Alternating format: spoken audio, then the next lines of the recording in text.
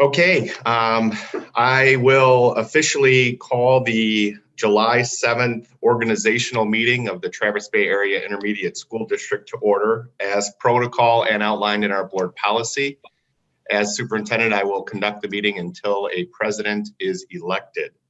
So first, I will take roll call. So Fisher? Here. Shear? Here. Carpenter? Here. McKellar? Here. Brown? Here. Berge? Here. And Tank. Here. All present. Please join me in the Pledge of Allegiance. I pledge allegiance to the flag of the United States of America and to the republic which it stands, one nation, under God, indivisible, with liberty and justice for all. Okay, we are at the point in the agenda for election of officers. So I will now open nominations for the office of president. And I'd nominate Joe Fisher to continue in his role as president of our board. Support.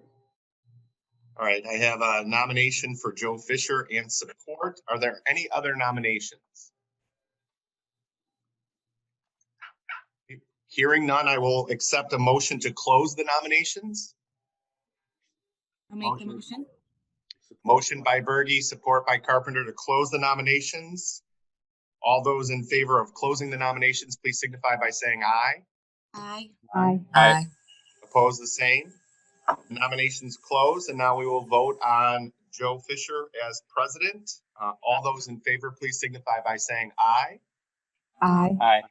Aye. Opposed, the same. Congratulations, President Fisher, and thank you for your willingness to serve in that role. Indeed, I'm humbled, and thank you again for your vote of confidence. Do I take over from here, Nick? Is that the idea? Yes, you can, or if you'd like me to continue, it's up to you. Go ahead with the offer. I'll let you finish with the election. Okay. I'll open the floor now for nominations of the office of vice president. I nominate Jim Shear for vice president. Support. I have a nomination and support for Jim Shear as vice president. Are there any other nominations? I'll accept a motion to close the nominations. So I'll make that motion. Okay, motion by Brown, supported by Fisher to close the nominations. All those in favor of closing the nominations, please signify by saying aye. Aye. Aye. Aye. Opposed, the same. Motion carried. The motion is closed. Now we will vote for Jim Shear as vice president of TBAISD Board of Education. All those in favor, please signify by saying aye. Aye. Aye. Opposed, the same. Congratulations and thank you, Jim. Thank you. I will now open the floor for nominations for the office of treasurer. And I'd nominate Liz to continue in her role as treasurer. Support. All right, I have a motion and support to nominate Liz McKellar as treasurer. Are there any other nominations? Hearing none, I will accept a motion to close the nominations. So move. Support. Been moved and support to close the nominations for the office of treasurer. All those in favor, please signify by saying aye. Aye. Aye. Opposed, the same. Okay, motion is carried, and now we will vote for Liz McKellar in the office of treasurer. All those in favor, please signify by saying aye. Aye. Aye. Opposed, the same. Motion carried. Thank you, Liz, to serve in that role. Thank you. And now, finally, I'll open the nominations for the office of secretary.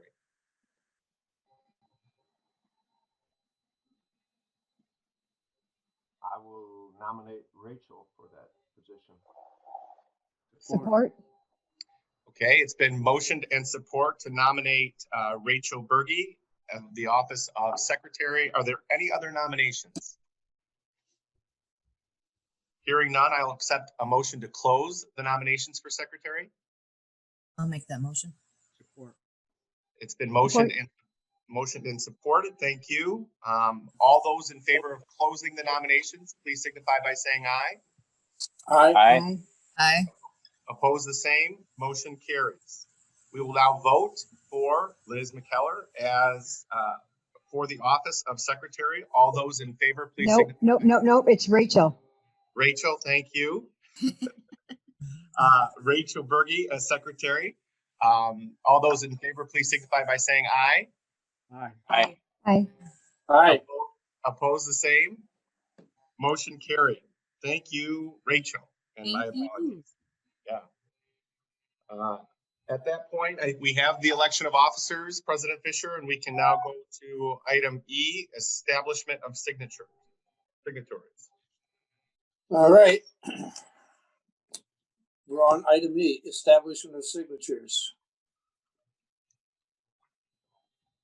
You want to do them all at once?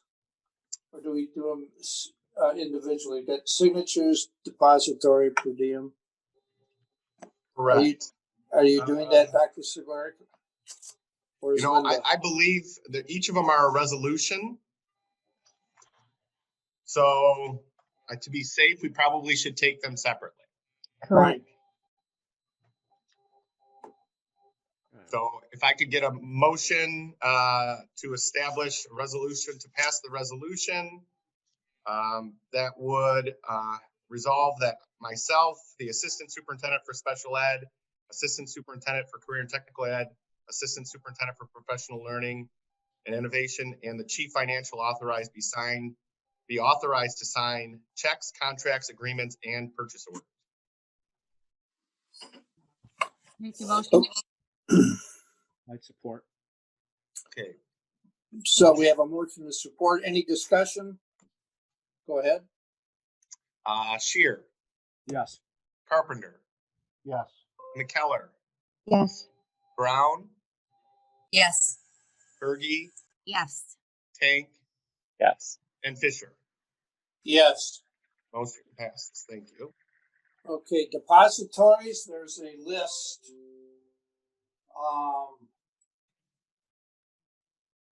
Any comment about any of that, Dr. Segler or Ms. Malecki? No changes from last year. All right, great. Need a motion? I'd make the motion. Support. Motion and support. Any discussion? Go ahead. Here, Yes. Carpenter, McKellar, Yes. Brown, Yes. Berge, Yes. Tank, Yes. Fisher. Yes. Motion passes. All right, next is the dates of board meetings.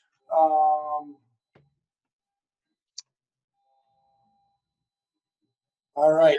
Prior to that, we have the per diem resolution. Oh, did I miss one? Yeah, that's okay. Oh, yep, my bad. All right, Make the motion. $30 a meeting. Support. So motion and support. For the benefit of the general public, that hasn't gone up since 1978. So, motion and support. Is there further discussion? Yeah. Hey, Joe. I think it might even be required. Am I wrong on that? Does anyone know if it's required? Oops. Yeah, I'm not muted. I don't know if that's required. I just want everyone to know. I think it might be a mandatory thing. You mean to actually have a per diem?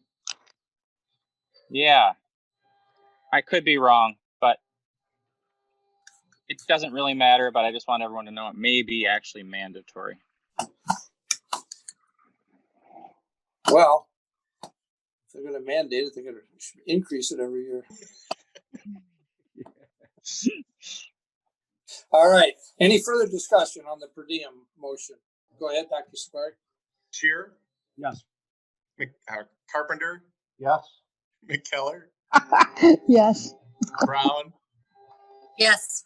Berge, Yes. Tank, Yes. Fisher. Yes, Motion carries. Thank you. thank you. Now, I need a motion on the, dates for the meetings.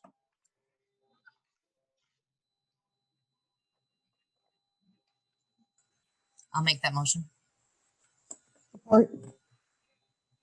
Discussion. Go ahead, Dr. Sklarek. Shear, Yes. Carpenter, Yes. McKellar, Yes. Brown, Yes. Berge, Yes. Tank, Yes. and Fisher. Yes. Thank you. Motion passes. The next item is the amount of the treasurer's bond. I need a motion. I'd make the motion to support that resolution.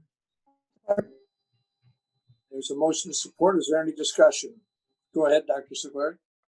Shear, Yes. Carpenter, Yes.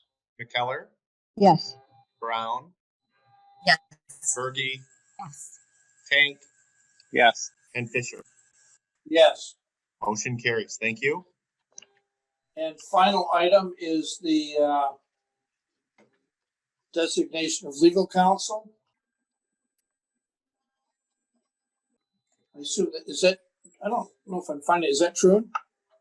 Yeah, Troon, Clark Hill, and Butler, Law Group PC. They'll serve as legal counsel and be put on retainer. And of course, if there are other issues that arise that require specialty, we will inform the board of that during that time. I'll make the motion. I'd support. Discussion. Go ahead, Dr. Sklarek. Shear, Yes. Carpenter, Yes. McKellar, Yes. Brown, Yes. Berge, Yes. Tank, Yes. and Fisher. Yes. All Motion right. carries. Thank you. Did we do the amount of the treasurer's bond or did we skip it? No, we did it. We did. We just didn't. Yeah, didn't public. It was a $25,000 treasurer's fund. Yeah. Right. Okay. Did we do the one about the investment versus the financial institutions that we use? Well, the financial institutions were listed right after the various funds that I think were noted, but there are about 5 or 6, Jim, I think. Yeah, I Uh, just didn't remember whether we voted on that as a separate resolution or not. I think that's when Linda said they're all the same from last year.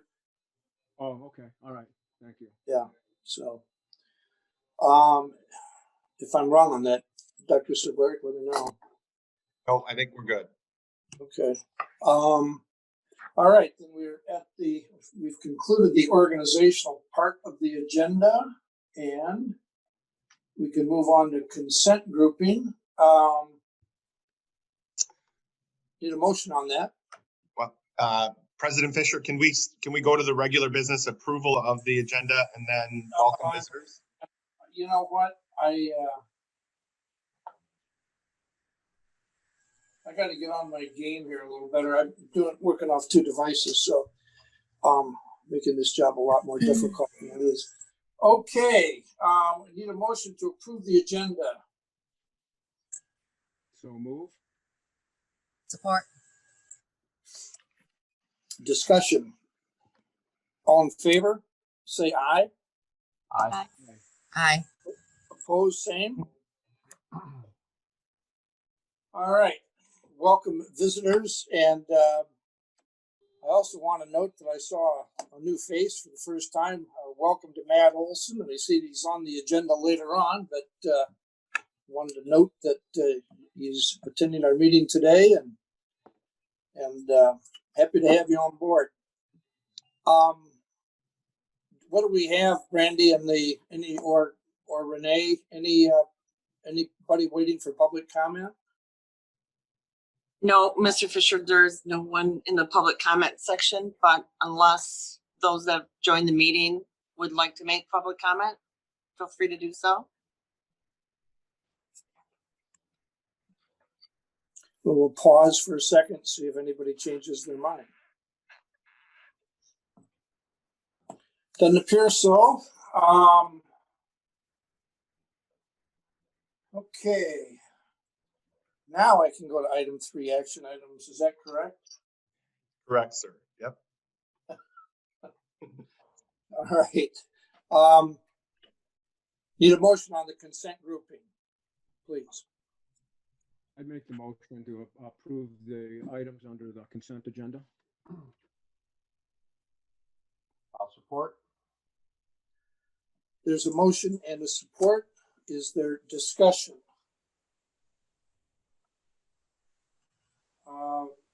Okay. Dr. Severk, go ahead. Shear, Yes. Carpenter, Yes. McKellar, Yes. Brown, Yes. Berge, Yes. Tank, Yes. and Fisher. Yes. Motion carries. Thank you. Item B, recommendation 2020-21 consortium agreement with Michigan Virtual University. Mr. Olson. Yes, good morning, everybody. Thanks for the welcome, Mr. Fisher. You guys hear me all right? We can. Yep. All right, good deal. So yeah, I just have this item is a ongoing item since 2010. It's a consortium agreement where as we are able to help our districts realize savings from MVU, and we are directly reimbursed for that. So just asking for the board to continue that arrangement as it's beneficial to our local districts that use MVU. All right, we need a motion. I'll make the motion. Support. There's a motion and support. Any discussion, questions of Mr. Olson? Go ahead, Dr. Severk. Shear, Yes. Carpenter, Yes. McKellar, Yes. Brown, Yes. Berge, Yes. Tank, Yes. Fisher. Yes. Motion carried. Thank you. Item C, laptop purchases. Again, Mr. Olson. Yes, this is a annual purchase setup that has been put together, and obviously I'm a little new to this game, but I got to tell you, just as a side note, I've been really impressed with Brandy's work on this. She's really working on systematizing this process to make sure that it is a process that sets us up for the long term.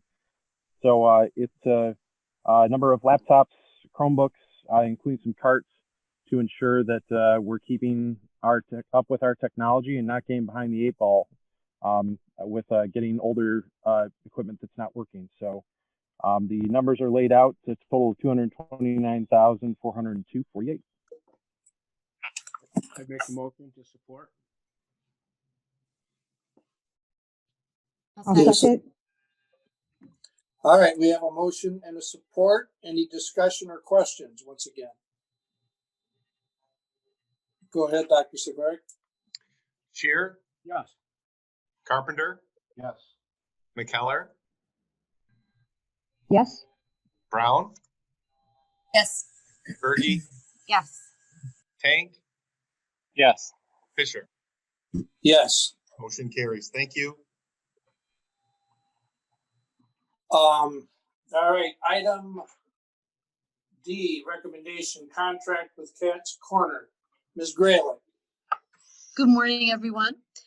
This is a contract with a longstanding relationship with Cat Brown of Cat's Corner to deliver music, experience, therapy, rhythm to our to the students that we serve in our center-based programs. There are 13 classes per week over a course of 33 to 35 weeks of the school year, depending on the classroom. All right, we need a motion. I'll I make make the the motion. motion to support that contract with Cat's Corner. Need a support? Support. All right, we have a motion and support. Discussion. I got just a quick question. Is this delivered in a remote mode as well, if that was required? Yes. Okay. Further discussion? Go ahead, Dr. Sagari. Shear, Yes. Carpenter, Yes. McKellar, Yes. Brown, Yes. Berge, Yes. Tank, Yes. Fisher. Yes. Motion carries. Thank you. Item E, recommendation contract with Arts for All Northern Michigan. Ms. Graylick? This is a proposal for a continued relationship with Arts for All, which focuses on various arts experiences. Might be movement, it might be visual arts, it might be rhythm, and there are 36 different what they refer to as arts experiences, and each of those arts experiences consists of 2 to 6 sessions, depending on what they are, and they are also delivered across our center programs. There are additional opportunities for partnerships with our general education peers in the buildings where we are in TCAPS. And anticipating the question related to virtual, we would be planning. Last year we weren't planning for virtual, and depending on the experience, if it's using clay or if it's using painting, we'll have to anticipate that and plan ahead. In every instance that we can, we'll deliver it virtually if that's necessary, and then plan for a backup. We anticipate that and plan for backup of activities that are more hands-on. Need a motion and support, please. I'd make that motion. I'll support. Thank you. Discussion. Questions for Yeah, Ms. Graylick? yeah, I've got a quick follow-up. So Carol, the reason I asked the question about the remote learning, I mean, I assume the answer was yes. I guess what I would ask is, do these contracts have any type of contingencies that if it's not available or not possible to deliver the services remotely, or at least as frequently or whatever, less frequently, do we have any kind of an adjustment in these contracts to reduce the amount, or are we stuck with them because they're one-year contracts? At this time, we did not have it in the contract last year, and we have not negotiated that into these contracts, but we will. Anticipated actions when the service cannot be delivered remotely, either a substitute or like a rebate or a deferral to services later on. Okay. I mean, I assume that, and that's just a broader question across most of our contracts. Are we kind of putting it through that prism, that lens? Yes. Okay. Great question, Jason. Thanks for asking it. Further discussion. Go ahead, Dr. Sagari. Shear, Yes. Carpenter, Yes. McKellar, Yes. Brown, Yes. Berge, Yes. Tank, Yes. Fisher. Yes. Motion carries. Thank you. Item F, the lease agreement with TCAPS for Oak Park. Ms. Graylick. This is actually for virtually all of Oak Park, as well as our wing, the wing we occupy at Traverse Heights, and 13 other classrooms across 5 buildings in TCAPS: Courtade, East Middle School, Central High School, West High School, East Middle School. I missed that one. Okay, need a motion and a support. I'll make the motion. Support. Okay. Maybe I missed it, but what's the length of that lease? 1 year. Okay. Further discussion, questions? Yeah, I have a follow-up as well. So I don't know why my memory is off. I mean, don't we have some of these locations secured for longer than 1 year at a time, or are we just negotiating the lease amount each year, but there's actually a longer lease agreement. Correct. That's correct. So what we're doing is we're doing 1 year price negotiations. Is that what's happening every year with, and I can only imagine that, but at least in the commercial world, if there's a longer term lease, there's some prescription as to what the lease the lease dollar amount's going to be. It's not a surprise or a renegotiation every year. So how do these differ from the commercial world? Yeah, I'll defer to Linda on that question. This represents a 2% increase over last year, but I will defer to Linda for a longer answer on that. Thank you, Carol. So Oak Park, we have until 2025. That's the last year on that lease. That was a 20 or 25-year lease when we first went into that. And then Traverse Heights is a 50-year lease. And Traverse Heights is basically we're paying for some of the common areas that we utilize as well as the utilities because there is air conditioning within those units. And there hasn't been an increase, I think, over the last 5 years. And so TCAPS had proposed an increase this year of 2%. For just for all of them? For all of them. But Traverse Heights would not be much of an increase. That's really pretty minuscule in terms of that piece of it. So prior to this year, there was no increase for many, many years?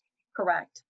And then are each of those 13 classrooms also under some sort of a duration of a lease agreement, or are those annual? Those are annual. So in many ways, what we're doing here is we're just codifying the rent level. We're not actually extending the leases or approving the leases each time. Those have been approved years ago. We're just re-upping our expenditure that we're putting in place for these lease agreements. That's all we're really doing every year. Agreed. Yes. Okay. If we don't need 13 classrooms, can we bail on and say we only need 10, or do we keep paying for 13 anyway? Do you know?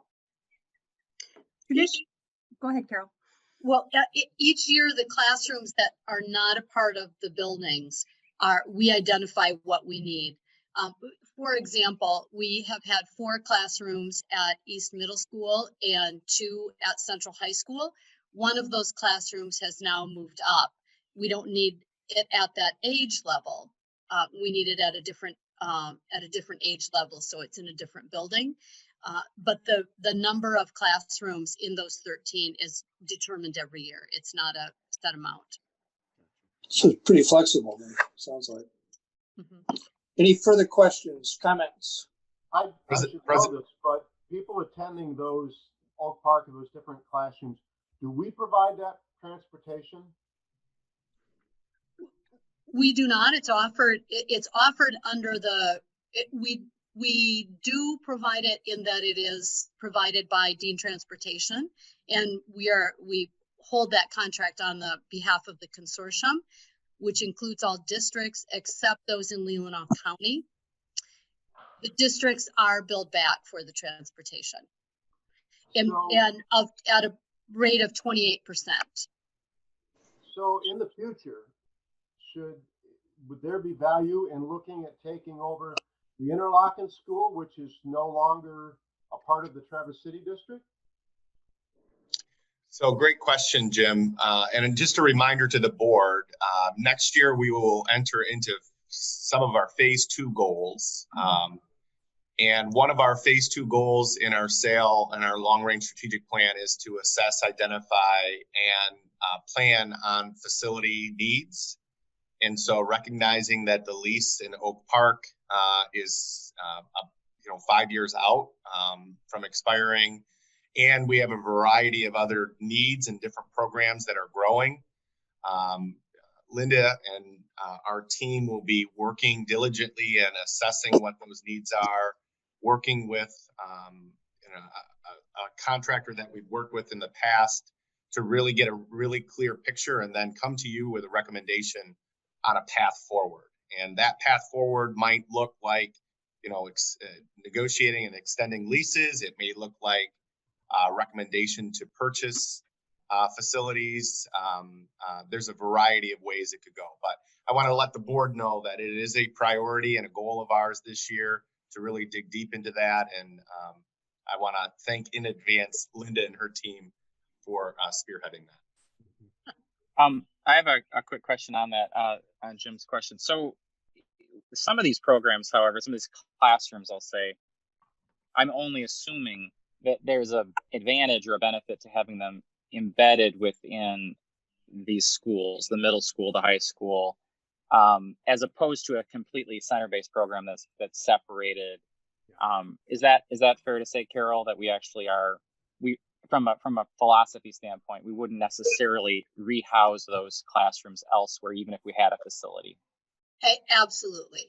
I think, we would also look at, as we look to the future, are there other classrooms, or what proportion of the classrooms might we move out to a general education setting, in a place where the teams and the students would be supported? That's always a goal for us.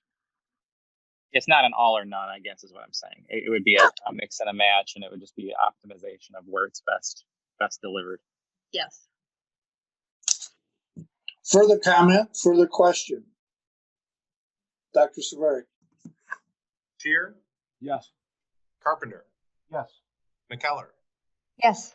Brown, Yes. Berge, Yes. Tank, Yes. Fisher. Yes. Motion carries. Thank you. Item G, recommendation of board policies, Dr. Segleri.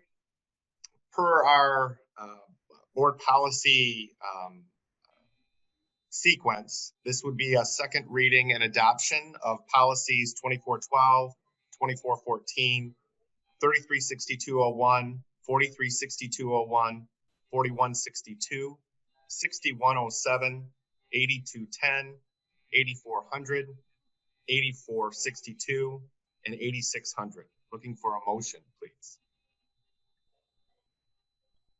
I'll make the motion. Support. There's a motion and a support. Is there discussion? Questions? I had a question about there's a few of these policies are related to bus drivers and the substance abuse group, as well as some other things. But I just am assuming that when we change policies, that they're absorbed by Dean. Correct. Dean, being in the school transportation business, has an acute understanding of new regulations that come forth that they must require and adhere to. So along with them getting notification from us when something would change, they have a team that's on that as well. Good. And so written into our contract is that they keep up with current policies as we approve them. Absolutely. Yep. Okay. Thank you. Yep. Further comment, question? Go ahead. Shear, Yes. Carpenter, Yes. McKellar, Yes. Brown, Yes. Berge, Yes. Tank, Yes. and Fisher. Yes. Motion carried. Thank you. We'll move on to item 4, information items, and begin with summer programming. Ms. Grayley.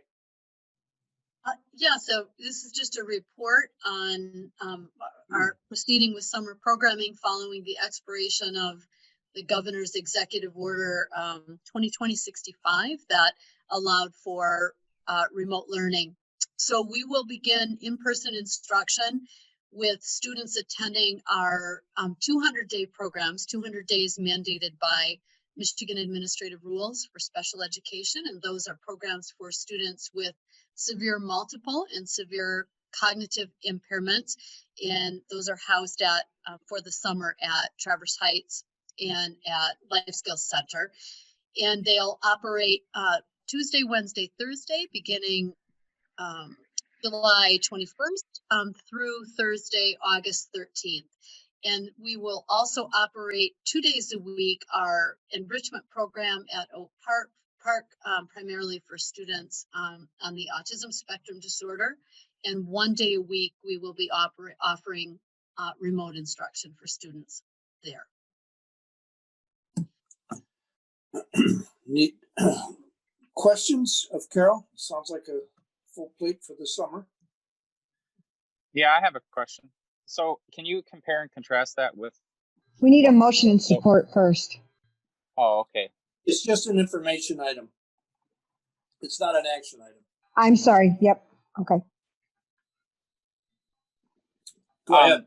So my question was, can you compare and contrast that with what a normal year would have looked like, just so I can see the difference? Yep.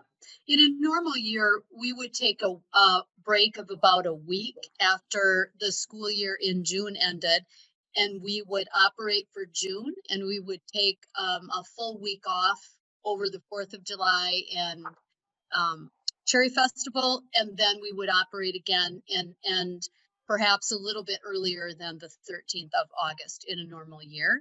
But we've calculated 200 days between July 1st and of 2020 and June 30th of 2021, and we'll get 200 days in. They're just shifted around a little bit. And in addition, we would operate 3 full days of in-person instruction in a normal year at Oak Park. But given the difficulty for virtually all of these students in complying with any requirement for mask wearing or social distancing, we're limiting the number of students at a time at Oak Park.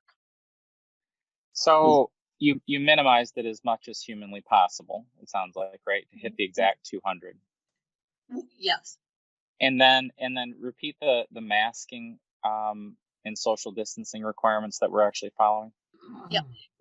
Well, because for the population that we serve at Oak Park, the notion of social distancing is not a concept we've ever taught, and that we don't expect parents to be teaching at this point. So we are decreasing the number of students in the classroom at any one time to make it most likely that we can social distance without having confrontations or difficulty between students and staff or between students and students. In addition, for those students, wearing a mask would also be a concept that was foreign, and we would need some time to teach the notion of having to wear a mask for safety. So to the degree that any student might be compliant, but we're not counting on that. We haven't had these students since March. So staff will be wearing masks, but we won't be requiring that of students. Okay. And we'll take additional precautions. There are supports, student care that we engage in at both Life Skills Center and Traverse Heights that require close physical contact between staff and students. It might be suctioning, it might be feeding. So staff, again, some of those students probably medically are not able to wear masks, given low oxygen levels, difficulty breathing. So they won't be required to wear a mask either, but we'll take additional precautions with staff to ensure that we limit exposure to the maximum extent possible of any body fluids. So two follow-up questions. Talk to me about the precautions being taken to test staff people on a routine basis throughout this period. So, and in addition to that, I guess I'll also ask the second question so I don't interrupt you. Can you talk to me about what the state of Michigan did or did not do to help frame this for us? So Carol, if I could just jump in here, I want to let the board know, and this is a perfect time to thank Carol and her team and our entire team. Emily Quinn has been leading several groups in working with our Grand Traverse Health Department leadership to ensure their support and that we're following the guidelines that they set forth too. They understand the challenges that we have specifically with summer school and the population that we serve. And so any precautionary steps that we're taking, it's with the guidance of our health officials. We are not health officials and want to rely on that. So her team has been, I mean, we have a team of nurses that have been working very closely. We have our center supervisors and directors. So I can't thank them enough for the time, energy, and effort. It's just been, it's been a summer like any other, right? So they've really dove in. Our custodians, our bus drivers are right there. There are going to be temperature checks. With respect to testing, you know, the health department has been advised that if we do test, we have to recognize that that's a test on that particular day, and that you can give assurance that on that day, they are not positive. It doesn't mean that the next day, that if you don't test the next day, that they're not positive. And the other issue with testing that we've recognized that they've informed us is that the lag time at this point is at best 2 days, and in some scenarios 7 days. So if you test on Monday, you're not going to get the results until Wednesday at best to tell whether or not that particular person has been infected and has it at that time. So our team is still working through what our testing protocol is going to be. I can say that I believe, and Carol, correct me if I'm wrong, they're leaning towards just informing the parents that there's not going to be a mandate for testing. But it is still something we're working through the health department with, and we'll be making some decisions in the coming weeks. We certainly have a number of parents who are saying, yep, I'm not going to send my kids. And we have a number of parents who said originally that they wouldn't, are now saying yes. So it is an individual decision with parents whether or not this opportunity, they absolutely trust us, but whether this is an opportunity they want to take for the summer, certainly will excuse students whose parents say, I'm not sending my student until September. And I would also add that we are guided by the roadmap that the governor released just last week. So we're still going through it, and our region is in phase 5, which is the least restrictive before you get to 6, where it's all normal and there's a vaccine and, you know, there are no restrictions. So at this point, until our region is identified as anything else, our restrictions are suggestions and not requirements. And so we're studying the roadmap pretty carefully to figure out how we proceed after opening. Carol, do you think you'll have enough PPE for the staff and others? How are you doing with your supplies? Are you good? Yes, we are at this time. We were talking about it in late May. And again, a wonderful nursing staff that really looked at exactly what was needed, whether, you know, what disposable masks, what shields, what disposable washable gowns. So we are all set to absolutely begin the summer programming and start the fall. And with that, Liz, you know, I think, you know, when you look at the volume of what we're talking about with masks, I mean, let's just take TCAPS, right? 10,000 students, 1,500 employees. You know, if the district itself was required to provide each of them with a mask every day, I mean, that's not something, and then you multiply that across the region. So, you know, I think what we're going to be doing is we're going to be, you know, having individuals, you know, many people, if they're going out and they're going into stores, especially as President Fisher said in Elk Rapids, they have to have masks. And so I think what we're going to be having to do is, for those that don't come with masks, or if it's going to be a requirement, we obviously want to make sure that we have a stockpile. But I fully suspect that both staff and students will be supplying, I think, their own masks for the most part, and then we'll be there to to kind of fill in where needed. So I had a follow-up question with, I think it's probably Nick. When I heard your answer about testing, I noticed at the very end of it, it felt a little bit like you were talking a little bit about requiring testing of students potentially, and that it was talking about parents and testing. Maybe I misinterpreted that. My specific question is, and I understand also the fact that there's a lag time of test results, and so you're always playing behind the curve by at least a few days, I assume. Two questions on that. One is, do we believe that testing on a routine basis of staff is a net benefit regardless of the lag time? Number two is, if we do we have the ability to have those teachers tested on a daily basis to add a level of assurance for the parents? So great questions. And I want to reiterate that we are working lockstep with the health department, and we are following their guidance with respect to testing. And I can share with you at this point, they are not recommending that we test every day. They are wanting us to know, even if we decide to test, that there's a lag, and it doesn't assure. They don't want people to get a false sense of security if we say we've tested our staff and they're fine, and then 3 days later one of them has been retested or discovered that they actually have contracted the virus.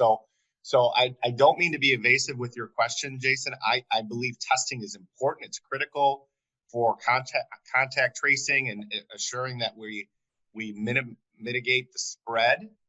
I'm just sharing with you some of the conversations that we've had with the health department around testing, and we're going to follow their lead with respect to what they're recommending from a testing perspective.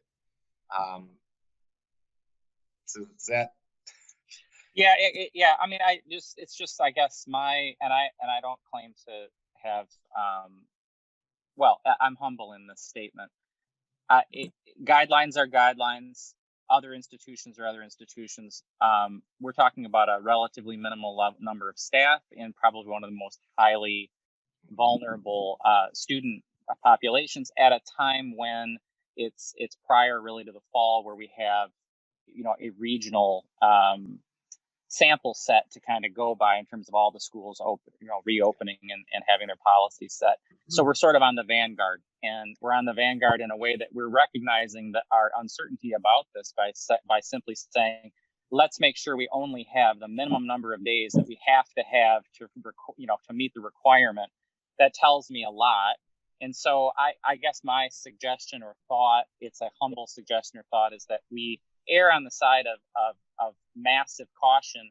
And if the health department doesn't recommend it because of the lag, doesn't recommend it for whatever reason, because of the fallibilities of the testing protocols and timing, I would say lean.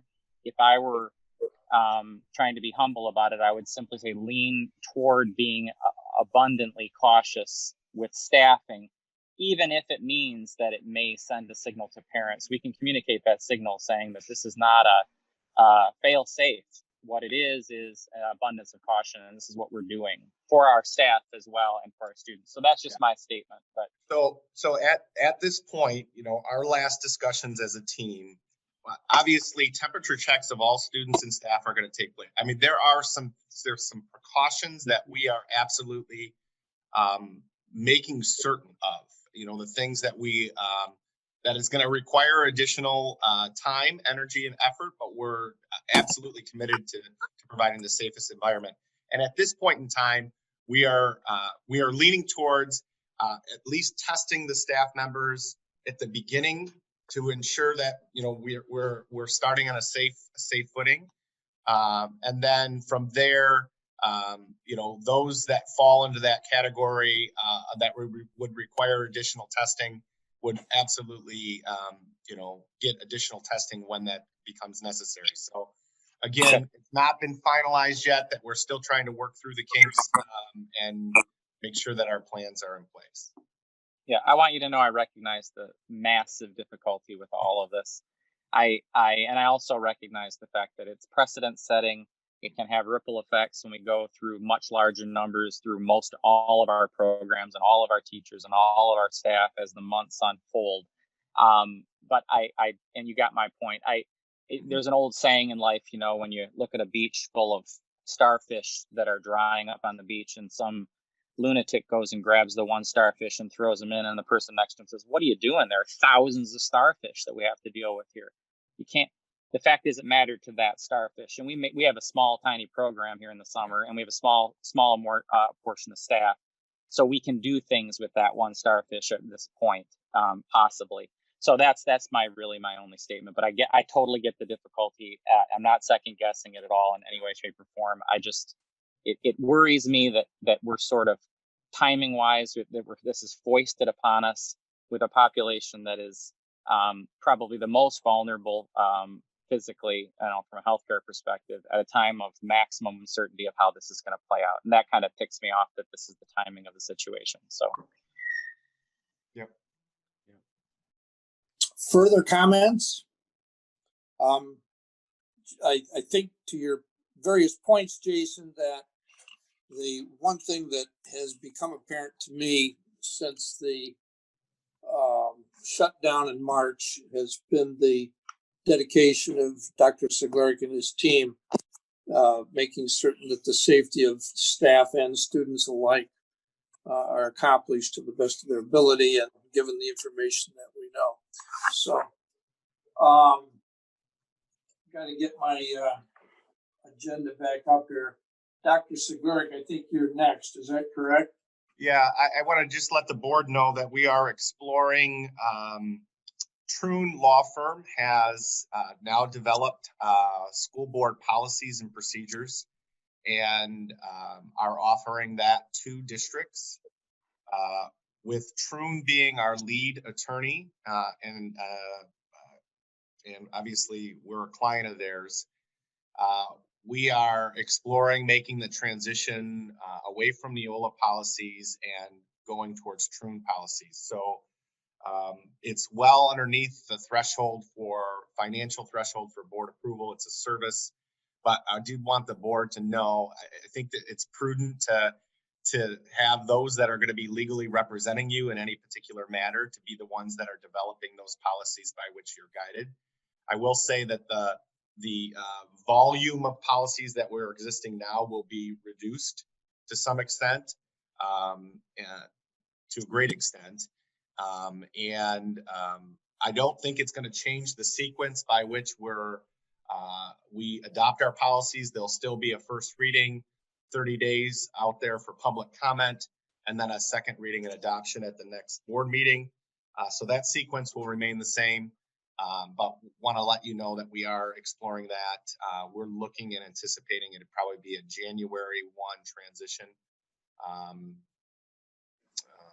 And the Troon will be presenting us a resolution to appropriately remove our current board policies and adopt our new policies in one fell swoop. So, or maybe two resolutions, but that's just some information. Is this a new service by Troon?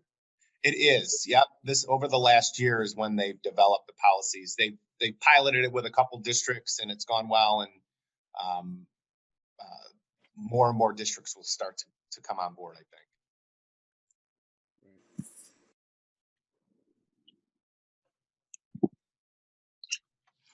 Okay. Discussion items. I don't see anything there, and we're not to board members' reports and requests, but I want to acknowledge the presence of Mr. Lamb.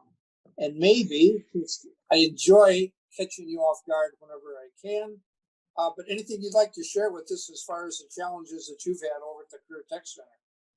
Well, I think the challenges now are some of the things that Jason asked about, and it's the start of getting ready for the start of the school year. And, you know, being a branch of helping with our local districts, we've got to come up with plans that support them, but also support the students that we're going to have in this building. And of course, the nature of what we do here with a hands-on approach in many of our programs. It's going to create some challenges, but we'll figure those out with help and support of our local districts on how we can best move forward.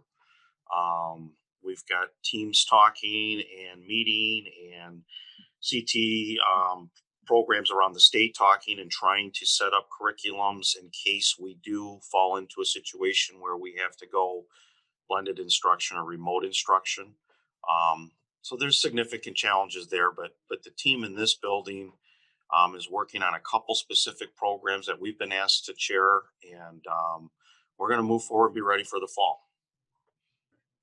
Are we noticing, and I guess this is for all of you, are we noticing any attrition in staff in terms of either earlier retirements or people choosing to the field? We're kind of reading a little bit about that on a larger scale. I'm wondering if we're noticing that in our organization. Yeah, we're not yet. I think there will be individuals that might be in that risk category that maybe are eligible to retire that may do that. We have not had wide notification of that. In the region, we've been surveying folks, and while there have been statewide reports of upwards to there was an MEA report that said 20% of staff may not want to return or return. We're not seeing those numbers yet, but it's early. I think people are kind of waiting to see what are the requirements going to look like, what is the risk level going to be, and then they might be making some decisions late in the game, which would put us, behind the eight ball. A lot of us behind the eight ball in terms of HR and hiring. But any team member want to comment on that additional on the staff? All right. Next item is your report, Dr. Siglarik. Anything further? Just a couple items, President Fisher, and you're seeing some of it right now with what Pat said.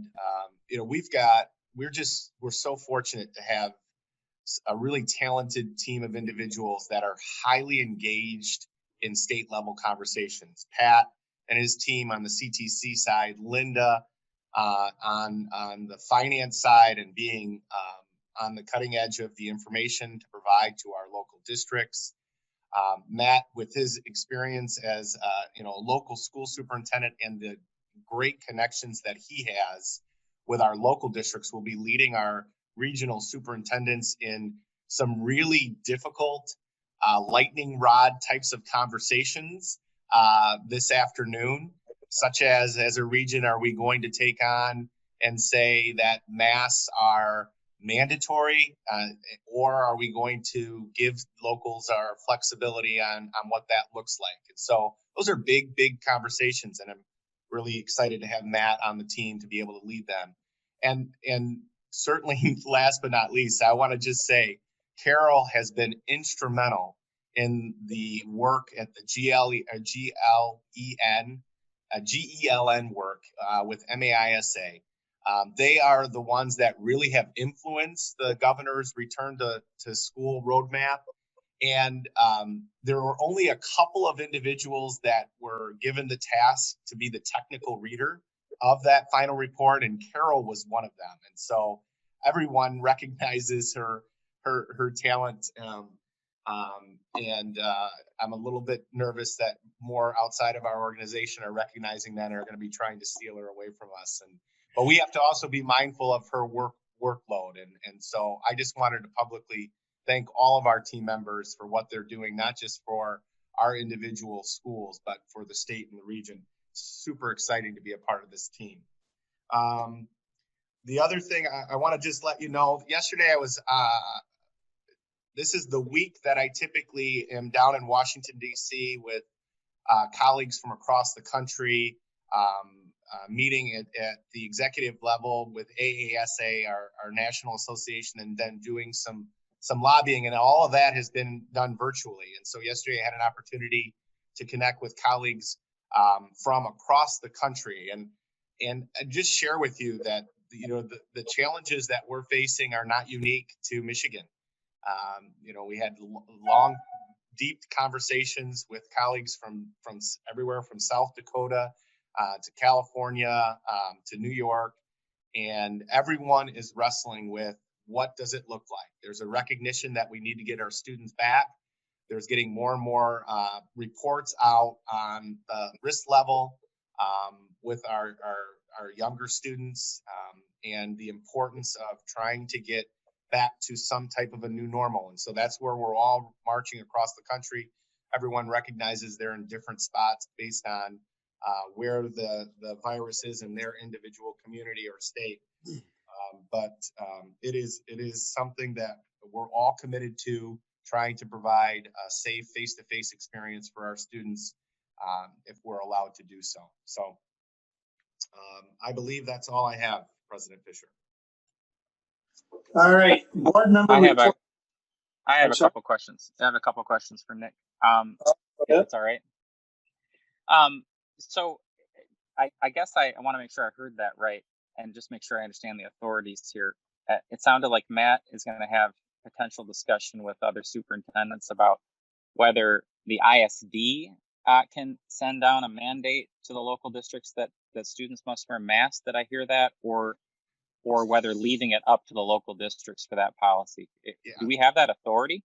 So I want to thank you for allowing me to clarify that. So in the governor's return to school, if you are in phase 5, it is strong. The words are strongly recommended that districts schools require masks for 6th through 12th graders and pre-K through 12 on the bus or where they can't be socially distanced.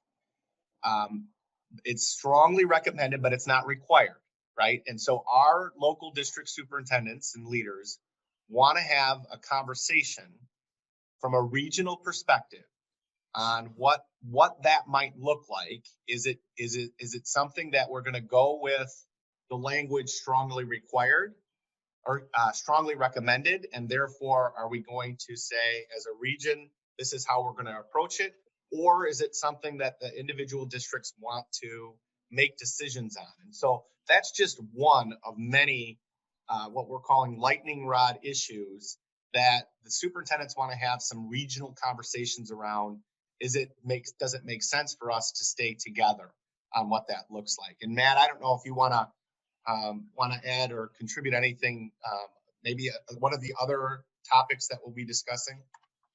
Sure, and I appreciate what you said there, Nick, and it really is just that. It's, I think, as a until very recently local school district superintendent and knowing the group, we really do recognize as a region, I think, the value in trying to maintain some solidarity and some consistency in these situations. I mean, it's just frankly, when you're not out on your own, it makes for easier to enforce policy, whatever it is.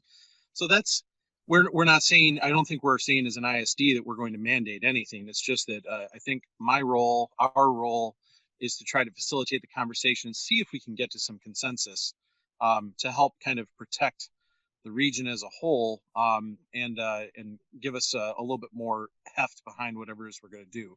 We're going to be talking about masks. We're going to be talking about school transportation.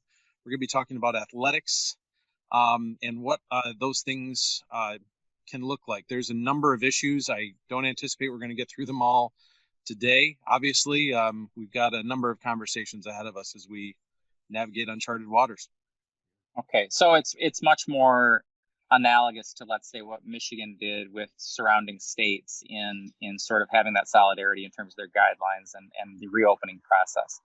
Each state, of course, like each local school district, maintains its own authority as to what it wants to do, but there's benefits in having a regionalized consensus. Is that that's what I'm hearing? I think that's spot on. Yes. Yeah. We don't actually have authority to do anything at our board level driving the ISD, other than our own center-based programs. So that's where and our employees with itinerant workers.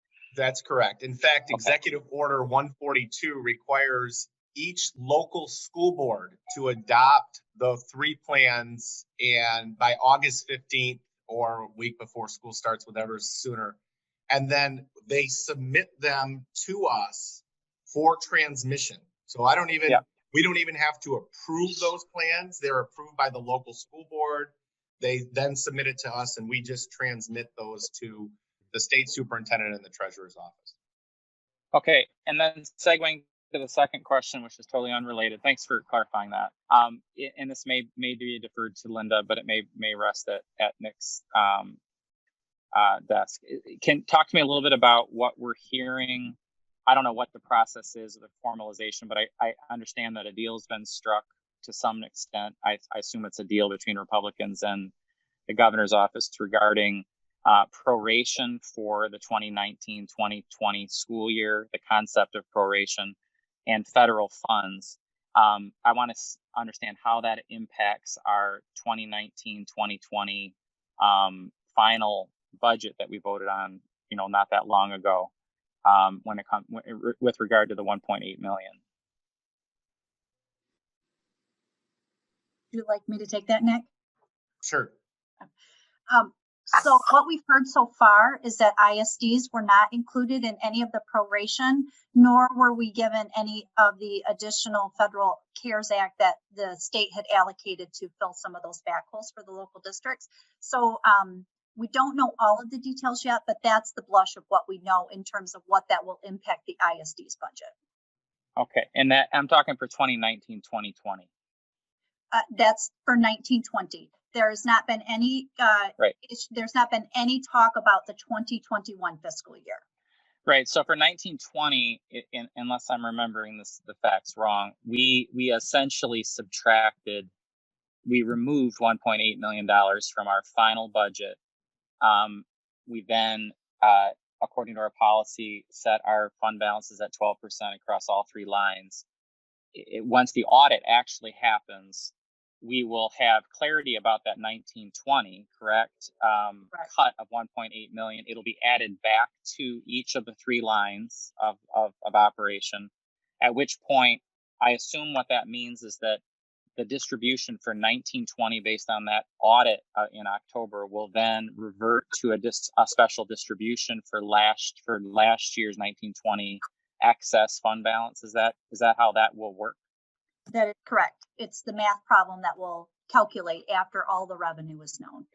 So at the end of the day, the 1.8 million will be distributed plus or minus some small amounts for some final adjustments, I assume, in the audit. But that 1.8 million will be in addition to our 6.5. Our last. Go ahead, Linda. It wouldn't be the entire 1.8 because that 1.8 was across all of the three major funds. So whatever that portion was. You're right. Special education. So got it. So the special ed piece, whatever 70% or 60% of that 1.8 or whatever that allocation is, then that will distribute out as an excess amount on top of what we already talked about. Okay. Our last two final budget entries before our closing of the books is going to be ensuring the facilities are appropriately funded, and then any distribution to our locals through our commitment and our new policy. Those are our last two entries. So I understand the nuance there, Nick. Just to clarify, the nuance there is that it may be that subsequent to our 1920 final budget that we did that had capital projects allocations embedded in that, there may be a revision to that decision in addition to this excess money that's now being added back as essentially as revenue. And so there may not be a complete straight up distribution on that excess. It'll be maybe a portion of it depending on what we're doing with capital projects as a revision. Right. Okay. And it's possible that there would be no other allocation but back redistribution. But that's something that, we in your policy and our policy, we were explicit that prior to that, we got to make sure that we're assessing the facilities, the needs too. So.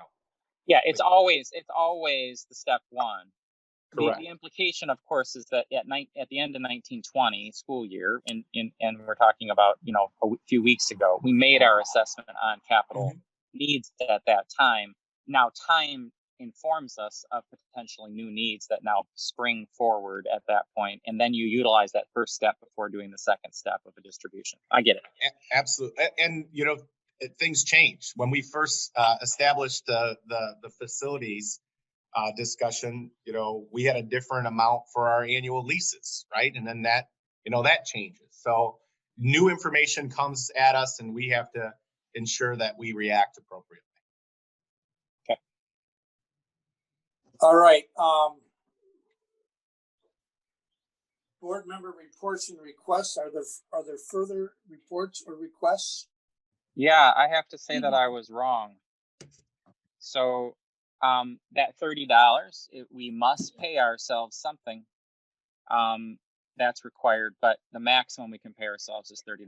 So I was wrong in saying that we're not allowed to lower it, but I don't recommend we lower it. $30 seems perfectly fair. Further reports and requests.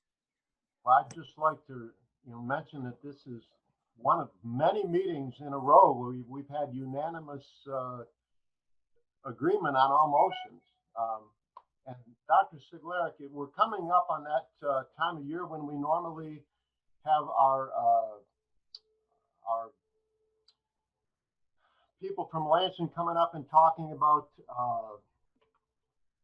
what's going on politically, and we typically hold it at the Haggerty Center. Is that going to be done virtually, or are we going to have a meeting like that this year? Has there been any talk on that? Yeah, great question, Jim. And I know it's something we all kind of look forward to. David Ladd is the one that kind of coordinates it. We're in Region 5, and so you have to limit your indoor events to, I believe it's 50 or less. Typically, that meeting attracts more than 50. So at this point, we're still going to try to put something together virtually, but we're not super clear yet on the details of what that would look like. So to be continued, and we'll keep you posted on that. Thank you. Anyone else? Yes, I have a quick question, Nick. Maybe you can answer. I'm just curious about our early childhood programs and how they're being supported through this time, knowing that TCAPS made the decision to no longer house the GSRP within their school district, knowing those children might not have a place to go to school for pre-K. If you know if any other organizations maybe have picked up housing that GSRP, how is that looking in the fall? Are we, federally funded programs? Are we going to get the same amount of slots? Maybe an early childhood update would be good for one of our meetings. Any thought? So thanks, Rachel, for bringing that forward, and gives me an opportunity to recognize Yvonne. She's been working tirelessly. We have, we recognize there's 112 slots that we do not want to give back to the state of Michigan, and we are beating the bushes and trying to find any and all support. As we talked about, or I gave a report last time, there's 18 sub-recipients that are helping us run these programs. And so I also know that, in my conversations with the leadership at TCAPS, that they too are working very hard behind the scenes, trying to find partners and players. They've made some pretty generous offers in terms of support with facilities and transportation and food service, to where it would be fairly attractive for another party to come in and support that. What we're running up against, and I'm just going to be really transparent, is COVID. If we weren't in a pandemic, I fully suspect we would have a party come in and be able to fully run it. But so many people are so hesitant right now to A, run their own programs, and B, let alone try to add on a significant number of classrooms. So we're committed to trying to keep those slots here. We do not want to return those to the state of Michigan. I know TCAPS is in that position as well. And so we'll continue to work with them and other partners to try to find some solutions. We have a few that have said, yes, we'll take, 5 or 6 slots here, 2 or 3 slots here, but we really need to find that right partner to take on more classrooms. So we're continuing to work on it, and we'll continue to update you as we make progress on that. Hey, Nick, any more on the discussion of maybe TCAPS rolling it back for a year and stepping and saying we'll do 1 more year and letting everybody build something out that we could do it next year, the following school year? Yeah, that has been something that's been a discussion point. I don't know. I couldn't tell you where they're at with that. I think it's clearly a possibility. I also know that we are definitely lucky to be in the community in which we are, because there are many community foundation and supportive agencies that want to come and step up and help wherever they can, including, Warren Call and he's been an integral part of trying to find solutions as well. David Biggenbeer from the foundation, Becky Ewing from Rotary Charities. I mean, everyone is really trying to be that great partner. And so we're very fortunate indeed. So I'm confident we're going to come up with some solutions, and we'll be here to help and support where we can. All right. Final item is a date to remember. September 2nd is the opening day. Be interesting to see what that's going to look like, but I'm sure we'll have further input in our July meetings or August meetings. So, yeah, just a quick update on that. We have canceled with the resort. Again, want to just let you know that we do have a backup plan. We are going to be planning to use Thurby Field and have it an outdoor setting. Remember, we've got about 550 employees, and we're going to be planning towards a safe reopening and welcome back. Still trying to build on culture, and we have some ideas around what that might look like. So that's what our planning is taking us. And again, we'll be following and working with our health department to ensure that they're on board with it as well. So more to come. Great. All right. Anything else for the good of the order? I just wanted to mention that doing the treasures with Linda this last year has been incredibly valuable and she's got a lot of patience. So thank you, Linda. It's been delightful, and I'm looking forward to learning more. So thanks. Thank you, Liz. All right. We're adjourned. Be safe, everyone.